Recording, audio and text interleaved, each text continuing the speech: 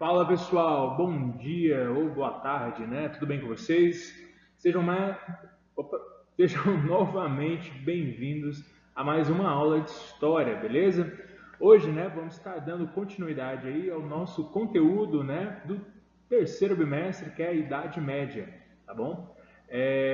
Bom, nós, né, na última aula aí vemos um panorama, né, de como aconteceu, né, o início da Idade Média, simbolizado aí, né, pela queda do Império Romano e a invasão dos povos bárbaros, não é mesmo? Não somente, né, a invasão dos povos bárbaros são a causa da queda do Império Romano, como uma sequência, né, uma série de problemas, crise econômica, crise política, né, crise social, beleza? Mas, né, vamos iniciar hoje aqui então comentando, né, e entrando mais a fundo isso sobre esses povos bárbaros. Quem eram esses povos bárbaros, não é mesmo? E principalmente, né, quais eles eram, o que eles eram. Será que o termo correto é bárbaro? Será que bárbaro é o suficiente para poder resumir e explicar, né, generalizando aí todos esses povos diferentes? Bom, para quem está impressionado aí com a imagem do fundo, né, essa arte gráfica aí representa, né, um soldado romano, né, pelejando aí para ver se consegue sobreviver à invasão, né, da cidade de Roma diante dos seus inimigos aí, né, os bárbaros. Pessoal, uma coisa que é muito certa, né, de todo mundo entender é o quê? Eu percebi isso durante a aula de hoje presencial e os meninos não ligaram uma coisa na outra. Vejam só, o Império Romano ele era grandioso, né? Ele chegou a conquistar aí, além, né, do continente europeu, também, né, uma porção da África e do continente asiático, beleza? Pessoal, quando o Império Romano cai, esses povos bárbaros, né, vão construir os seus reinos nos locais onde eles invadiram, beleza? É por isso que muita gente acaba não entendendo. Pô, esses povos bárbaros, onde é que eles criaram essas cidades? Gente, foram nas cidades conquistadas dos romanos, beleza? A gente entende que os romanos conquistaram muitas cidades ali que pertenciam, né, a alguns povos bárbaros. Mas, né, muitos deles também foram assimilados, muitos deles, né, com o passar dos séculos e dos anos, acabaram se tornando romanos. Mas muitos também, né, continuaram segurando a onda ali e esperaram o momento certo para poder atacar, né, e reconquistar o território que foi tomado pelos romanos. Beleza? Então, pega o caderninho, façam as anotações importantes aí, beleza? Porque é conteúdo que já vai ter no simulado de vocês, é conteúdo que já vai cair, né, na próxima prova de bloco. Então, eu quero todo mundo aí, né, de mente aberta, focando para poder aprender e vai dar tudo certo, beleza? Estou percebendo que não tem participação, não tem pergunta, não tem nada naquele grupo. Então, eu suponho, né, que está sendo tudo muito claro aqui para vocês. Então, eu tenho certeza que vai todo mundo mandar bem, beleza? Então vamos iniciar aqui. Pessoal, os povos bárbaros, né, como eu entrei, né, no mérito do assunto com vocês na semana passada, é um termo, né, bárbaros é um termo pejorativo até para poder definir qualquer povo, né, que não falasse o mesmo idioma que os romanos, tá bom? É um termo, né, que foi aprendido ali, né, dos romanos, né, pelos gregos, melhor, pelos romanos, que era dos gregos, isso mesmo. Os gregos, né, também utilizavam esse termo bárbaro para poder se referir a qualquer povo, né, que fosse de outra cultura, que fosse falasse outro idioma e por aí vai. Os romanos, né, como vão assimilar muito a cultura grega, também vão fazer a mesma coisa. Vão chamar de bárbaro todo mundo, né, que tem uma cultura diferente da dele, certo?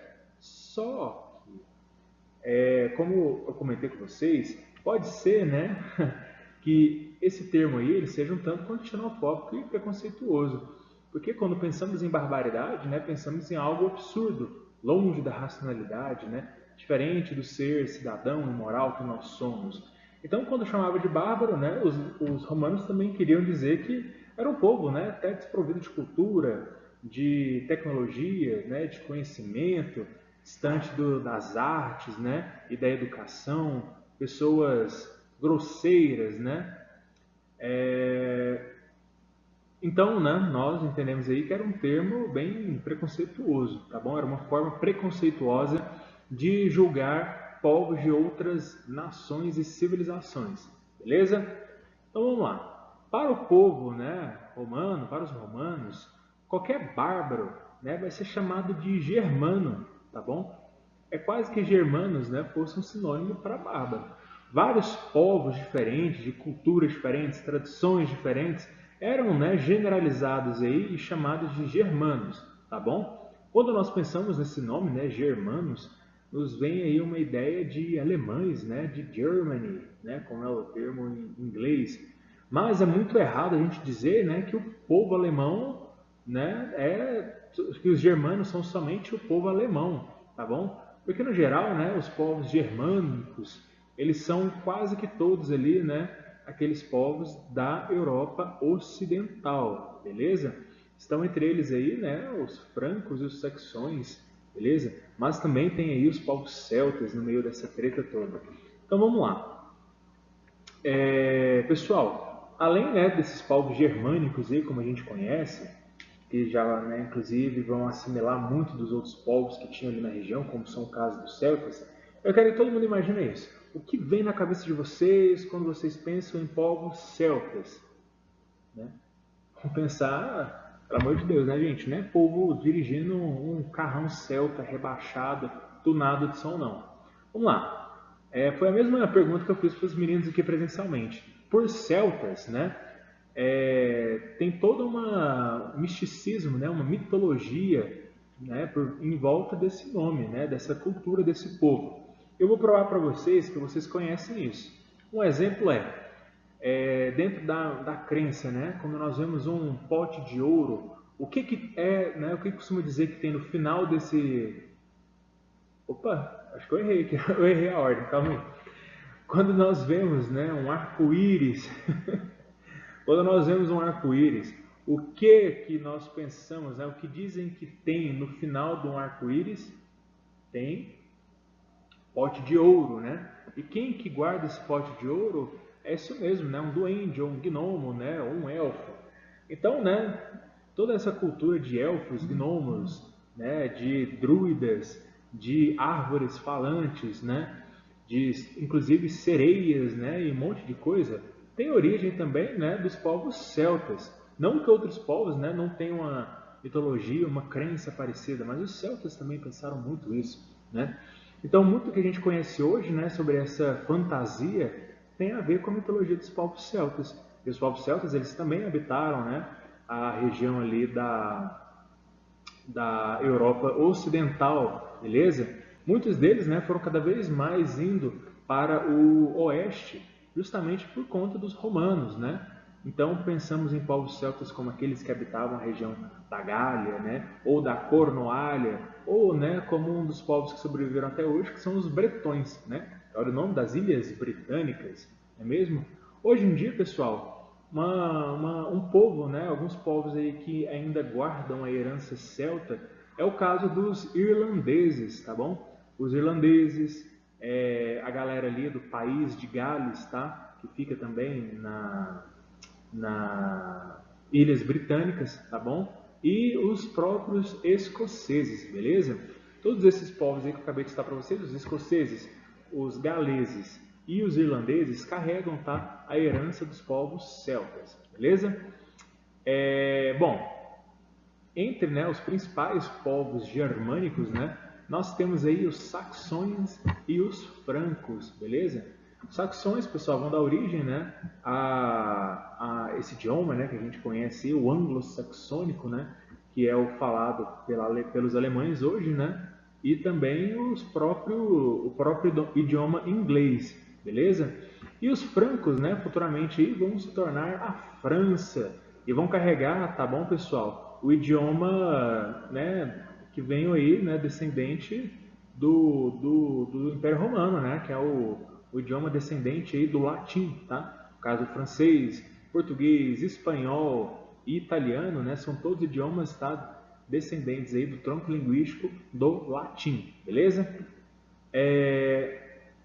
Olha só, pessoal, tem também, né, além dos germanos, os povos eslavos, tá bom, pessoal? Os povos eslavos, eles são ali, né, os que estão presentes na Europa Oriental e Ásia. Além, né, dos nomes que estão aí, como os russos, tchecos, os poloneses, os sérvios, também tem, né, o pessoal ali, né, dos países bálticos, beleza? Então, né, são todos aí que carregam essa herança, tá, dos eslavos, né, que é um dos povos bárbaros que habitou, né, colonizou e se situou nessa região, beleza? Gente, tem também aí, né, os tártaros mongóis, beleza? Eles possuem, tá, origem asiática, que são dos hunos, os turcos, né, e os búlgaros, tá bom? Como eu comentei com vocês, pessoal, entre os povos bárbaros, né, que invadiram o Império Romano, estão os hunos, isso mesmo, né, de Átila o Huno. Eles, né, pessoal, eles vieram das estepes, né, da Mongólia, marchando aí em seus cavalos, e em relatos, né, de historiadores romanos da época, é sempre marcado por muita destruição, por um excesso de violência, por morte, caos, né, assassinatos e tudo que vocês pensarem, beleza? Então veja bem, só de falar, né, desse tanto de povos, olha só, visigodos, ostrogodos, vândalos, bretões, saxões e francos, podemos perceber, né, que existem aí uma variedade enorme, né, de grupos, né, de civilizações, de sociedades germânicas. Logo, né, nós não podemos generalizar eles, né, da mesma forma como os romanos faziam, tá? Um exemplo disso, pessoal, é quando os europeus ocuparam, né, o continente americano e vai chamar todos os povos que habitavam aqui de índios. Hoje em dia, né, nós sabemos que índio é um termo correto, né, ou melhor, nós sabemos que índio é um termo incorreto para nós chamarmos, né, os povos que habitavam aqui no período pré-colombiano, né? A forma mais correta são povos indígenas. Isso, né, já nos dá a noção de que são diferentes povos com diferentes culturas, idiomas, crenças e tradições, beleza? Da mesma forma eram os germânicos, os eslavos, os celtas, beleza? Então, gente, cada um desses povos aqui tinha uma cultura, né, e um modo de viver diferente. Mas, se nós tratarmos aqui somente das diferenças, né, vamos ter que produzir conteúdo aqui sobre cada um desses povos. Vamos então traçar um paralelo de semelhança, não com o intuito de generalizar, mas como uma forma de a gente buscar entender e conhecer um pouco sobre essa sociedade, beleza? Veja bem, gente, quando pensamos, né, em povos bárbaros, não é somente, né, nesse termo. Veja só, o que a gente pode entender é que após, né, a queda do Império Romano, a Europa ela vai mudar bastante coisa. Evidente, né, precisamos entender que durante o Império Romano vai haver, né, um certo patamar, não é comparando culturas e jamais dizendo que uma cultura é superior à outra, mas nós podemos dizer que no Império Romano, por exemplo, havia uma maior complexidade, né, da política, certo? Pensa só, em determinados momentos com a República ou o Império, né, nós podemos ver, pô, existia um imperador, existia cônsul, existia a figura de um ditador. Não somente isso, o poder também poderia ser partilhado. Havia, né, o Senado composto pelos senadores e todos eles faziam parte da nobresia porque eles eram patrícios, não é mesmo? E também, né, cada momento aí de leis, criação de leis, de direitos, pessoas, né, que não possuíam títulos de nobresia também entrando e participando da política, certo? Então nós percebemos aí que há uma complexidade, né, sobre a organização política do Império Romano. Não somente isso, né, as cidades possuíam um alto nível, pessoal, de urbanização, tá? Já havia água encanada, fontes públicas, casas de banho, né, esgoto. E se a gente analisar até hoje aqui no Brasil e no mundo, há cidades que não são assim. O Império não. E Roma, né, tinha isso. Olha só, pessoal, as construções romanas, o Coliseu, o Panteão, né, todos os monumentos, o seu conhecimento matemático, da engenharia, o seu conhecimento da astronomia. Pessoal, o Império Romano, né, tinha um patamar aí de de conhecimento, de complexidade, que era muito interessante, era muito avançado. E nós, né, precisamos pensar o seguinte: a sociedade humana não vive uma escala linear de progresso, entende? Há momentos de estagnação, inclusive, talvez podemos chamar momentos aí de regresso, tá? Por quê? A Igreja Católica, certamente, né, ela vai manter bastante coisa do conhecimento, né, da civilização romana. Mas durante a formação dos reinos medievais, aqueles povos, né, ditos bárbaros vão ter um método próprio de habitar e de governar aquelas terras, tá bom? Olha só, por exemplo, entre as características, né, dos povos bárbaros eram tribos que eram lideradas por um chefe militar. Pessoal, diante, né, da complexidade que era o governo romano, né, com um governo em cada cidade, com uma forma de administrar o exército, né, era uma complexidade admirável. E vejam só, né, de certa forma, simples, como era, né, organizado a liderança, né, desses povos bárbaros, né, que habitavam em tribos e tudo mais. Não estou falando de tribuzinha, né, pessoal, pequena, tá? Eu nem sei uma referência de tribo pequena, porque, né, desde aqui dos povos indígenas a vários locais, pessoas, né, vivem em escala de milhares. E nessa época também, gente, pensa só, tribos com 60, 70 mil pessoas, tá bom? É algo absurdo. Então veja só, a organização política era simbolizada por meio de uma assembleia de guerreiros. A sociedade, pessoal, nesse início aí da Idade Média, tá? O início aí dos reinos medievais, composto pelos povos bárbaros, era uma assembleia de guerreiros, né? Era um povo guerreiro e extremamente militar, voltado para a guerra. Então a sociedade era dividida, né? Vou fazer uma sintetização bem simples, entre militares e pessoas comuns, beleza? Então, olha só, logo, né, quem iria compor aí, né, a organização política, a chefia, a liderança, seriam guerreiros, tá? E esses guerreiros, pessoal, eles juravam lealdade, né, de vida mesmo ali ao seu chefe. Isso era chamado de comitatus, beleza? Comitatus. E o título de liderança, pessoal, era chamado de Herzog, né? Olha que interessante. Pessoal, a guerra, tá, era comum para esses povos, tá bom? Mas eles também valorizavam e praticavam a agricultura, a pecuária e o comércio.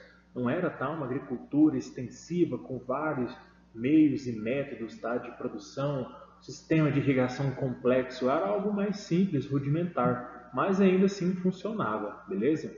Já nessa época, pessoal, eles viviam, né, com a noção de monogamia. O que é isso? Uma esposa só, tá bom? O sistema deles, pessoal, era baseado no patriarquismo, sociedade patriarcal, era o patriarcado, tá bom? Era parecido ali com a sociedade romana. O que isso significa? Com patriarcado, né, significa, pessoal, que o homem ele era o chefe da família. Consecutivamente, né, o homem também era né, o chefe da sociedade, beleza? Então as mulheres, né, ficavam, infelizmente, né, vivendo em uma sociedade machista, beleza? O homem era o centro da sociedade, tá? Dos povos bárbaros, beleza? E dos centros medievais. E até pouco tempo também, né? Pessoal, era composto por vários clãs. O que era isso? Famílias, né? Muitas famílias aí, né, que eram importantes e davam sequência ao seu legado e tudo mais.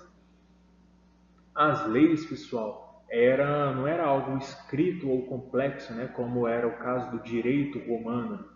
As leis elas eram orais. O que significa?